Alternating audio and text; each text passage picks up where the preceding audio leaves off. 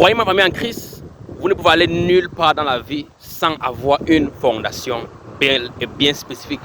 Que ce soit dans ton business, que ce soit dans ta relation avec Dieu, que ce soit dans n'importe quoi que tu fais dans ta vie, il te faut une fondation et bien solide. Plus on investit sur la fondation, plus la maison sera haute. Par exemple, vous allez voir que si je me tourne comme ça, vous voyez, il y a différents immeubles, n'est-ce pas, avec différentes tailles. Et dépendant de ta fondation, on peut savoir où tu peux arriver plus tard. On peut savoir le succès que tu peux avoir. Mais les chrétiens veulent aller loin avec Dieu. Ils veulent construire des grandes œuvres avec Dieu. Ils font des grands succès comme Moïse, comme Abraham, comme Joseph, comme David. Mais on ne prend pas le temps de construire une bonne fondation. Lisez seulement le psaume 1 de David.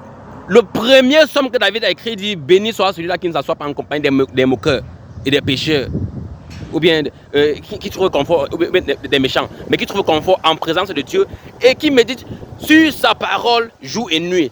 Ça, c'est la première des choses. Si tu veux construire une fondation avec Christ, c'est la première des choses. Moqueurs, pécheurs et méchants, tu ne compromets pas avec eux. Et tu forces. La deuxième des choses, c'est quoi? Tu te forces, c'est-à-dire que tu t'imposes une routine. Même si que ton corps, ton cerveau, ton âme, ton esprit n'aiment pas les choses de Dieu, tu t'imposes à aimer ça. Tu ne demandes pas la vie de ton corps, mais de ton esprit. Tu imposes ça à ton esprit. C'est ce que David est en train de dire. On ne demande pas. On impose cette routine-là sur nous-mêmes. Et on vit selon la routine-là. Vous voyez, on vit selon l'obéissance de Dieu, selon ce que Dieu nous demande de faire. C'est pas un truc qu'on négocie si tu veux aller loin, si tu veux avoir une bonne fondation avec Dieu, n'est-ce pas? On ne négocie pas sa famille en Christ. C'est une vérité. Et la troisième des choses, David dit: tu médites dans la parole de Dieu jour et nuit. Ça veut dire quoi? Le temps pour les Netflix, le temps pour les distractions là, non. C'est pas que pour aller travailler. Non, tu travailles, c'est un peu le travailler. Oh. Ça ne veut pas dire qu'on travaille. Non, tu travailles. Même David avait un travail. Il était un soldat, il était un berger. Au travail, quand il y a un petit bout de temps, c'est Dieu. Quand il y a un petit rien à faire, c'est Dieu. Quand tu chantes un peu les cantiques, tu développes ta relation avec Dieu. Quand David a eu sa fondation, boum, Goliath est apparu. David était prêt à combattre Goliath.